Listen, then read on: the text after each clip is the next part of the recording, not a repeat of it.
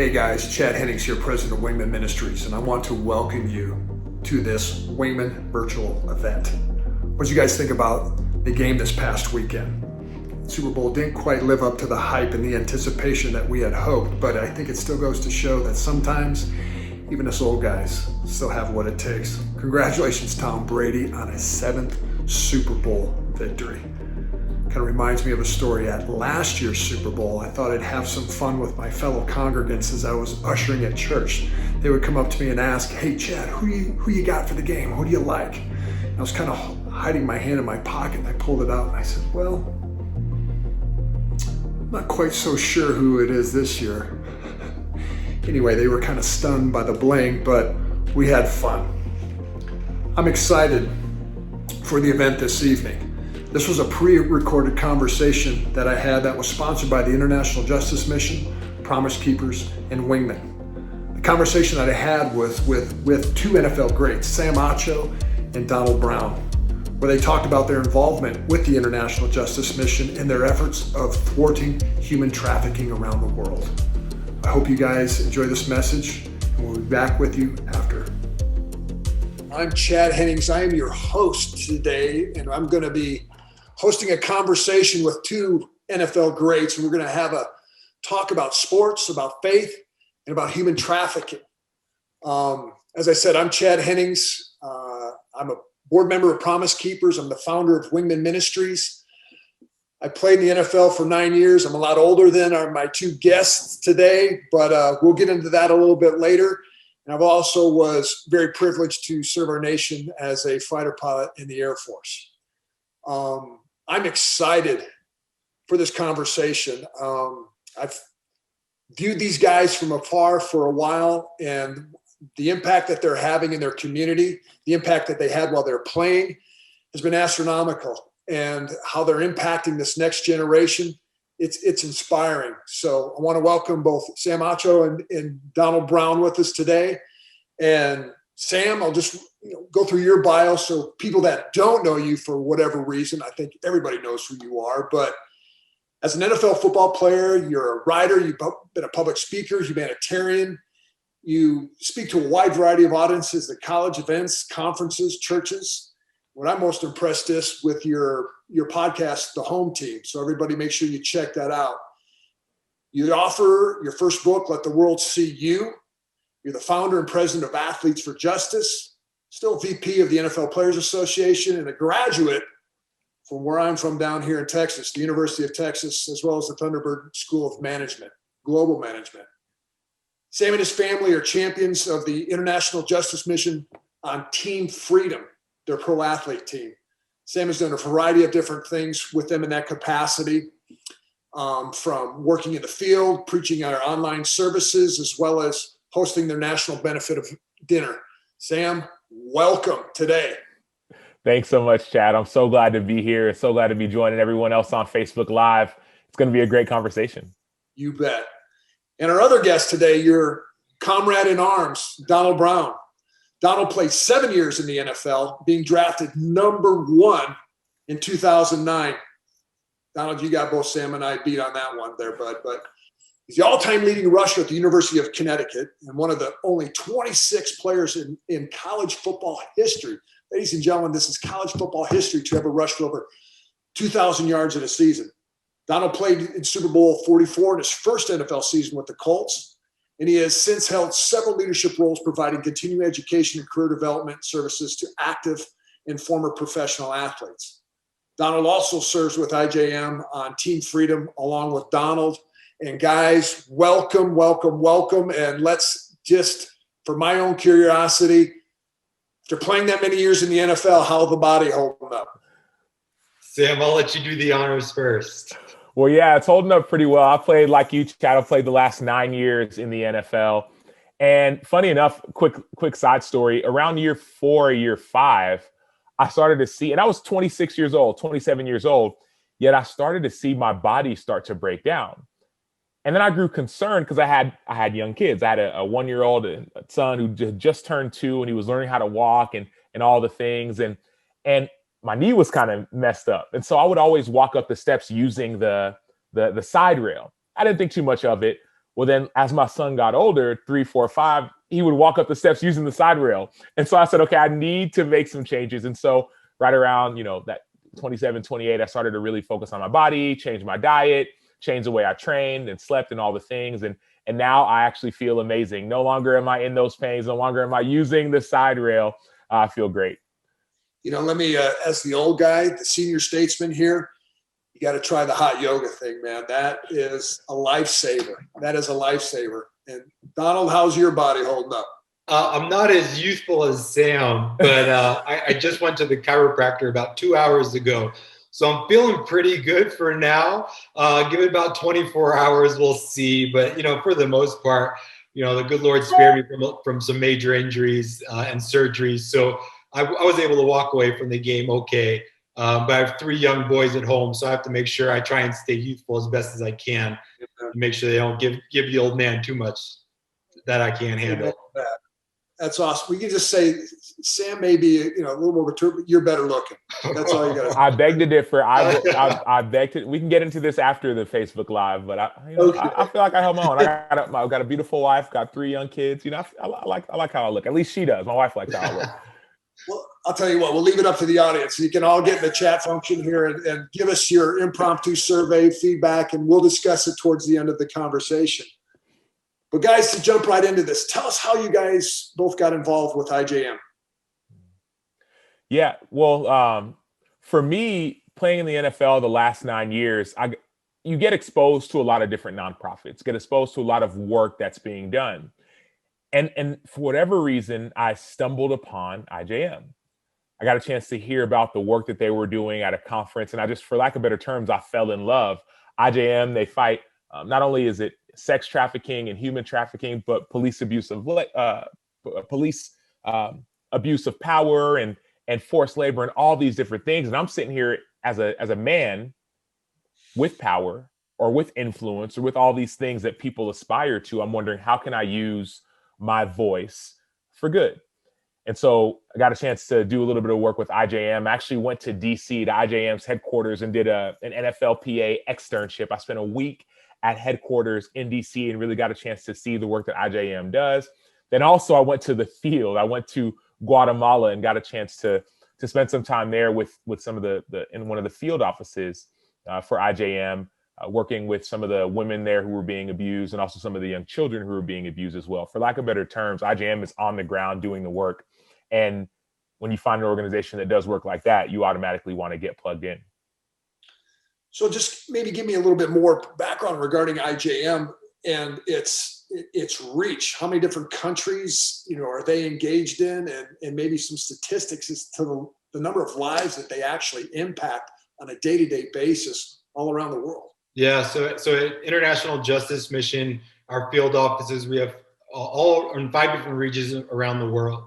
And so all of our field offices are equipped with law enforcement team, judicial team, aftercare team. And so we're coming alongside the host government. So we're coming along to train and equip and to just be a support for the rescue, the restoration, and actually helping prosecute the perpetrators and helping governments transform so the judicial system's protecting their people in poverty from violence. Because right now there's 40 million people trapped in slavery and violence right now. And that's a massive number. 40 million people, think about it. And we're talking about the Super Bowl, leading up to the Super Bowl right now. So in football terms, that's enough to fill every NFL stadium 20 times. Think about that. Enough to fill every NFL stadium 20 times. And so of that 40 million, 1 in 4 are children. And so IJM is the boots on the ground, making sure that young men, women, children are being protected. It's kind of perception is reality. We all live in our bubbles. And, particularly here in the United States, you don't necessarily see that. But that whole concept of 40 million people in slavery around the world, I can't wrap my mind around that. And that's, probably is even just as much impacted here in the United States. May not be called slavery, but the abuse and et cetera is probably just as rampant, is it not? Yeah, and even it is, and it's funny. The Super Bowl is in a week and a half, and for those who don't know, I played 9 years in the NFL, 4 for Arizona, 4 for the Chicago Bears, but last year I played with Tampa Bay, and Tampa Bay is in the Super Bowl, and so as we all know, as NFL players, you oftentimes you'll go to the Super Bowl for the events and their Super Bowl parties, and sometimes you'll go and watch the game, or sometimes you'll just go make an appearance, and there's so much greatness that happens around not only playing in the game. I've played in a national championship game. I haven't played in a Super Bowl, but in playing in the game and also the events around the game. But we oftentimes forget that the Super Bowl is one of the heaviest times where you see human trafficking occur. People come to, this year it's Tampa, in order to take part in not the Super Bowl festivities, but the extracurricular when it comes to the trafficking of people. And so, yes, we may not use the term quote unquote slavery here in the United States, but it's the same thing. People who are helpless is not the best word, but people who I believe we as men can step up and stand up and protect and defend, and even women, like, use our voice for good. And so yes, as Donald said, 1 out of every 4 of the 40 million people that you see in slavery are children, number one. And then number 2, just to put it into perspective, yes, there's 31 NFL stadiums, right? LA just built a new one, and so 2 teams share that one. You could fill the people who are entrapped in slavery, you could fill those stadiums 20 times over. And so just for me, going back to the question of why I would want to get involved with IJM, or better yet, partner with IJM, for me, I just look at an organization that doesn't just talk about it. They walk the talk. They walk what they talk. They do what they say, and there's real impact being made. You know, one of the things, guys, I think we'll mention this throughout, but right now people may be motivated, particularly as men. What can I do? If somebody wanted to get action, we talk about getting off the bench and getting into the game. You talk about your sphere of influence, how to impact. What are things that guys can do right now to make an impact regarding human trafficking and slavery? Yeah, well, so funny enough, the Super Bowl committee and the Super Bowl commission, which I know some people who were on this committee, they actually wanted to address some of these issues, right? The same question: what can men do? What can people do? Anyone who wants to help. And so they actually reached out to IJM and said, hey, can you help us with this? And so what me and some of my teammates are doing, and a bunch of guys in the NFL and even all across sport, including people like Allison Felix, who's a track Olympic champion, we're asking people to make a pledge. Right? Join us in this fight. Join us on this journey to end slavery worldwide. And so if anyone wants to help, all you have to do is go to ijm.org/PK pledge, right? Promise Keepers Pledge. ijm.org/PK pledge, and join the journey. There are simple ways to join. One way is to give financially, right? To be what's called a freedom partner. Some people, you have influence, you have resources. So, okay, I want to be a freedom partner and help save lives with my money. I want to help build field offices to help save lives. Other people, right? You can use your voice. Look at different pro athletes who are not only on this call, but people who I spend time with. We use our voice. Other people, you're lawmakers, right? There's so much you can do. But step number 1, the easiest thing is go to ijm.org/PK pledge, and you'll immediately get all the different resources you'd like to be able to help. You know, Donald, Sam alluded to it, talk about this aspect of power, what men can do. Can you elaborate a little bit more on what that may look like for Christian men? Yeah. Idea of power, how they can utilize their influence in their community? Yes. And you think about why we were given power, why were we given resources and gifts, right? And it's to advance God's kingdom and to glorify him.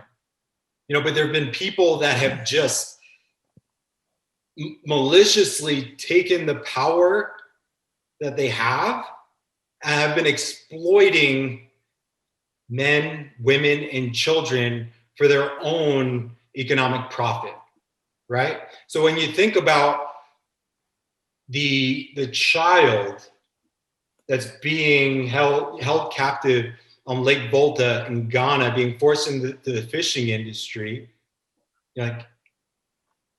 we need to use our power, right? And we see all through scripture, you see a lot of scripture about justice, injustice, but something that's been on my heart recently, it's like Jesus says, hey, love the Lord your God with all your heart, your mind, your soul, your strength, but also love your neighbor as yourself.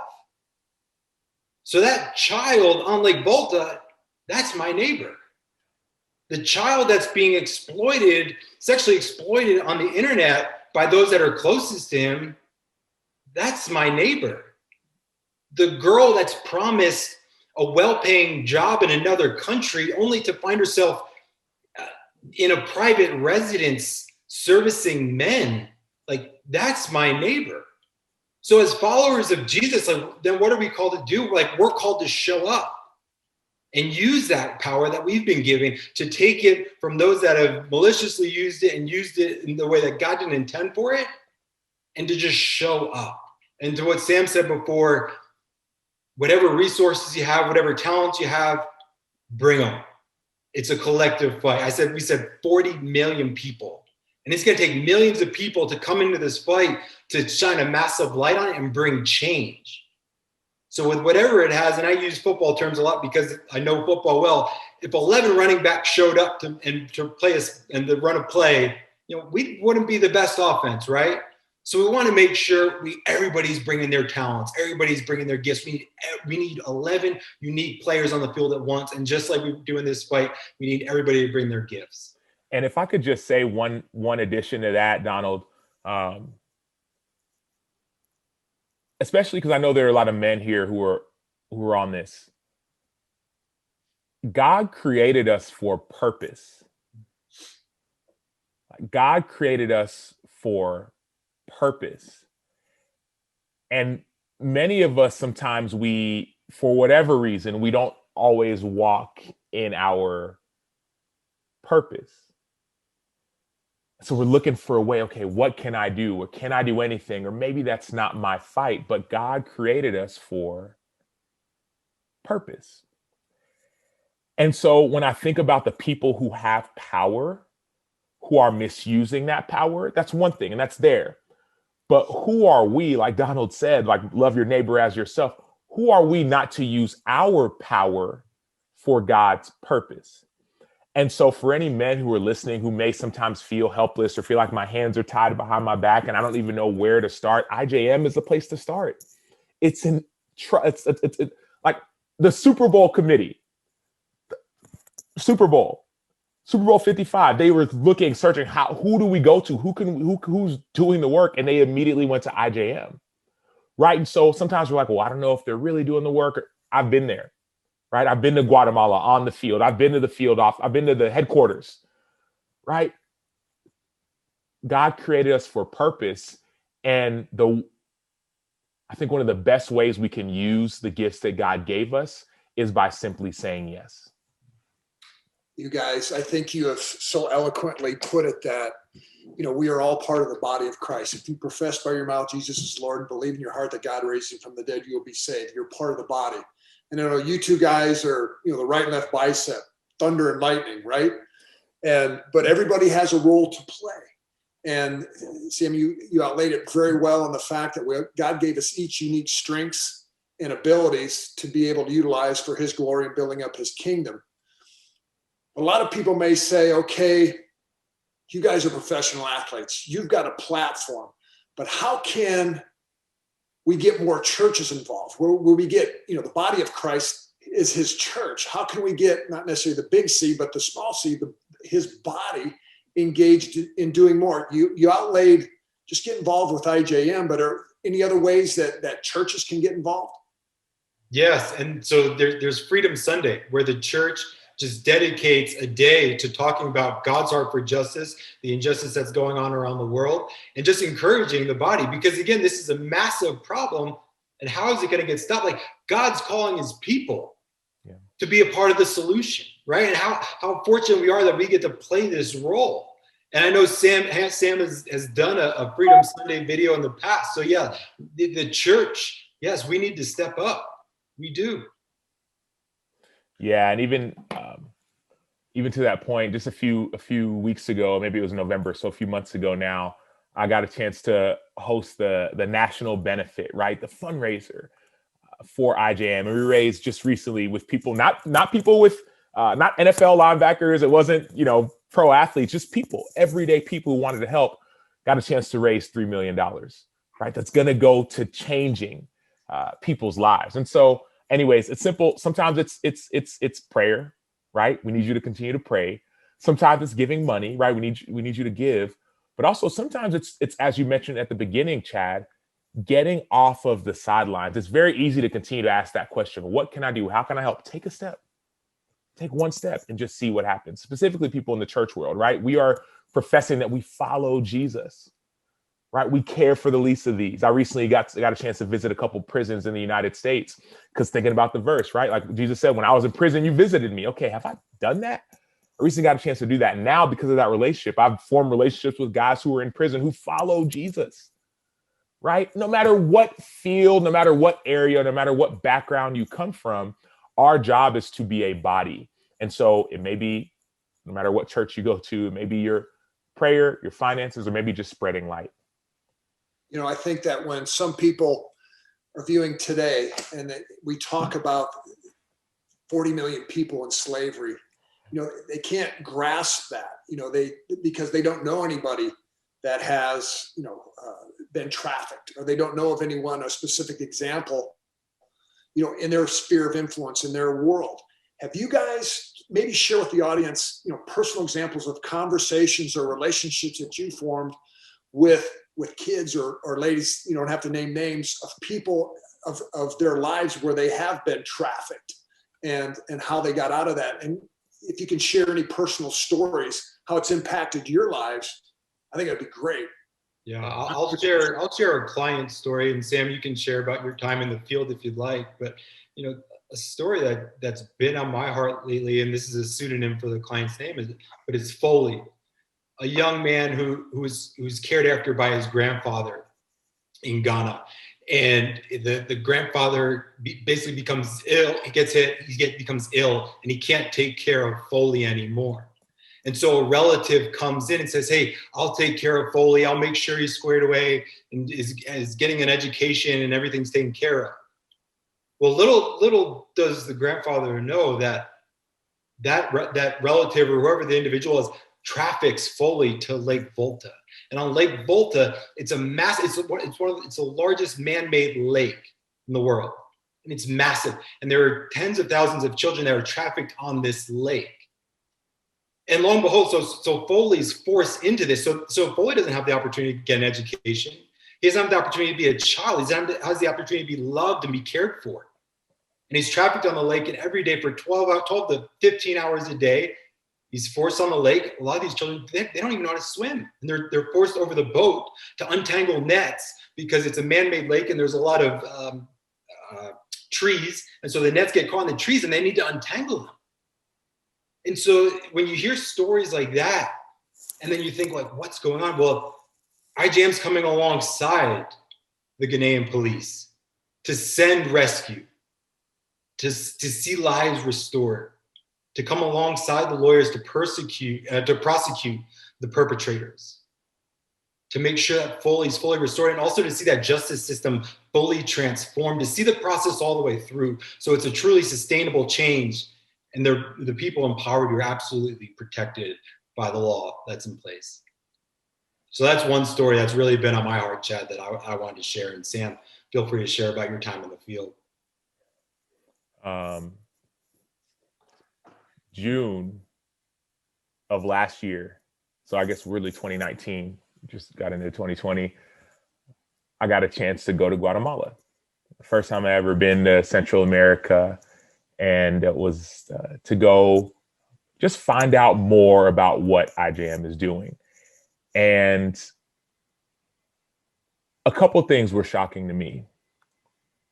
Number one, the first night we got in there, they said, "Hey, just prepare yourself. We're going to watch this documentary about a young boy, a 14-year-old boy, who, similar to the Foley story, got trapped into this sex slavery industry." Young boy. His dad wasn't around. The mom was essentially raising the kids. I believe the dad had died and the mom was raising the kids. Guatemala is known for soccer. They want to play soccer. And so there was this coach, in quotes, who said to the mom, I can get your son into the soccer academy and he's going to be the greatest and the best. Well, they were a family in poverty, and little did she know that it wasn't a soccer academy. Instead, he was being trapped into sex slavery.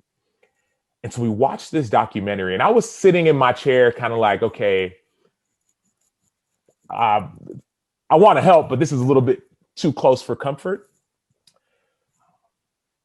Talked about how IJM came in and helped rescue this young boy. And then they turned the film off. And then some of the people who helped work in that field office said, all right, we're going to go to the next room. We were in a hotel. We're going to go to the next room. We're going to go meet this young boy. And I was like, I'm not ready for this. I'm not ready. And we walked over to the next room and got a chance to meet this young boy and his mom. And I was scared. I was scared because you hear about the stories, and yes, you may give and do all the things, but to actually see the people, what are you going to do? And I was there with 3 or 4 other guys, some other friends of mine, and who played in the NFL, and we met this young boy, and it wasn't like he was some damaged goods. He was a hero. We looked at him as a hero. We sat with him. We laughed with him. We threw the football around with him. He was talking about how he still loved soccer, right? But how IJM had helped save and change his life, this young boy. That was day 1. We'll fast forward to day 3. We got a chance to go to a different side of Guatemala, a different part of Guatemala, with this organization that IJM was working with as well called Oasis. We went there, and at this point, like I said, I'd seen some of the stories, met some of the people, but we went to this place that was essentially a refuge for young girls who had been abused, and their abuser was still essentially in the household or with close family members, so they couldn't go back home. They needed a place to stay. And so we're there, and I'm sitting and spending time with some of the young people there. And then all of a sudden they said, hey, we made this presentation for you. We're going to do this kind of song and dance. I said, okay, great. As I'm sitting, one of the people who led the trip, they said, hey, this next presentation is with some of the young moms. I said, okay, what do you mean young moms? They said, these are people who have had children from the abuse. Like, okay, well, that's already a tough pill to swallow. And then she went on to say, yeah, these are 11 to 15-year-old young moms. And I watched this presentation. It was a song by Hillsong United called Broken Vessels. And as I watched these young women, and I'll never forget that song, and I'll never forget these young women, I saw people who in man's eyes were broken, but in God's eyes were made whole. And at that point, it made sense to me. My job as a human being, as a man, as a follower of Jesus, is to help make things whole.